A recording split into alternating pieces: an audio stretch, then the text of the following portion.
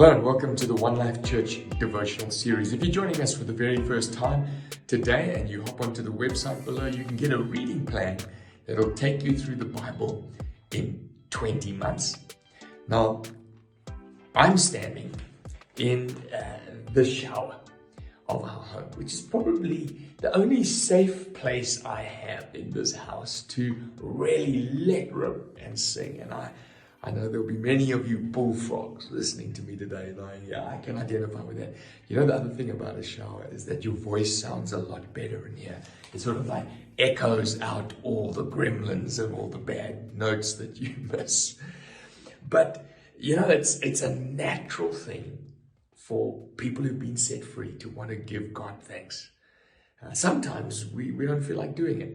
And, you know, the psalmist says to his own soul, he said, I say to my soul, sing to the Lord.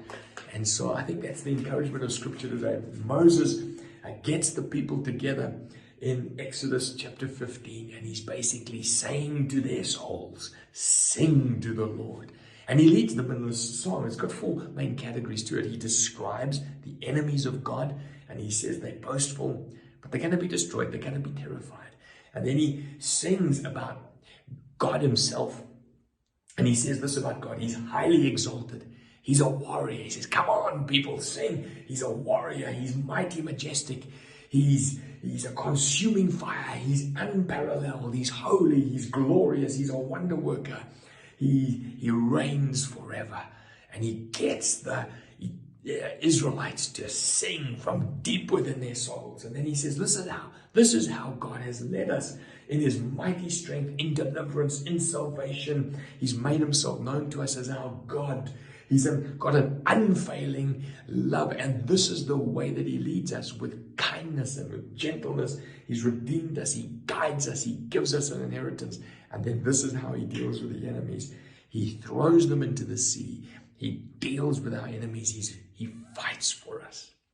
A beautiful, beautiful song. And then Miriam sings her own little song. She picks up a tambourine and she sings her song. But it doesn't take long before the Israelites begin to grumble.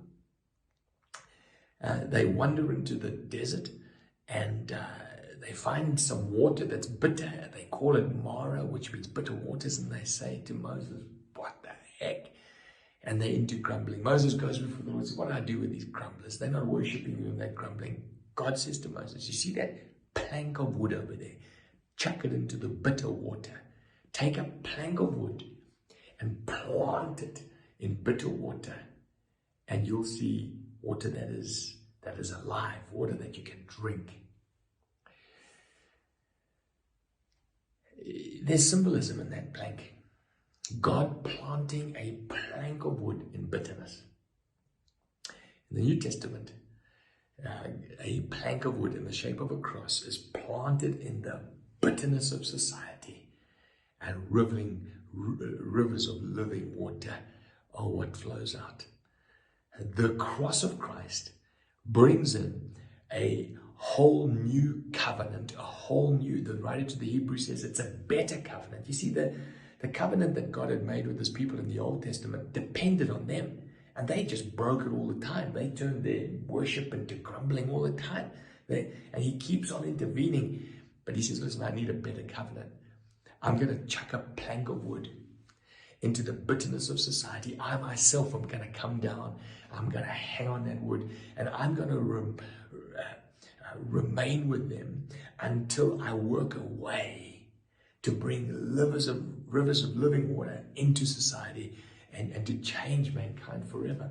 And so chapter 23 of Acts, Paul is the living example of that plank of wood that's been put into the bitterness of Paul's heart, and Paul is totally transformed. He's now in front of a Sanhedrin. They slap him. He says, hey, you whitewashed tomb, you're breaking the law, man. And then a huge fight ensues because he introduces the concept of resurrection. That is because of the resurrection that we have hope.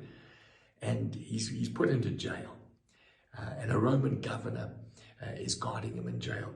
And God comes to Paul and says to Paul, You have had to testify in front of the Sanhedrin. Don't worry, my boy. You're going to go to Rome and you're going to testify of my goodness and my grace of this new covenant to your persecutors in Rome. This is the wonder of that plank of wood, that cross that goes into the bitterness of human hearts today. It's not like temporary planks that came in the Old Testament. No, this cross brings hope and grace to our persecutors, to those who hate you, to those who want to persecute you. God extends his grace. What amazing grace that God saves people like us and people that persecute us. I trust as you read this chapter, you see the wonder of a transformed life in Saul, how he holds out the gospel, testifying to those who persecute him. Our God is truly amazing. He's worthy of all our praise, all our thanksgiving, in the shower, out the shower, permanently, because he's a mighty God, mighty to save.